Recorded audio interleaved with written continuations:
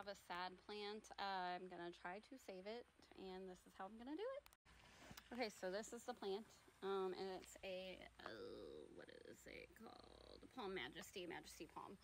So it was already without much potting soil, but I'm gonna add some potting soil. I think I've got to cut these guys off. I'm a little scared. I don't know too much about them, but I have definitely let it get hot, overheated, not watered it enough. And it's definitely lacking some soil. So I went to the Home Depot and I got cactus, palm, and citrus potting mix, and then I am going to repot it and give it some food and water. See how it goes.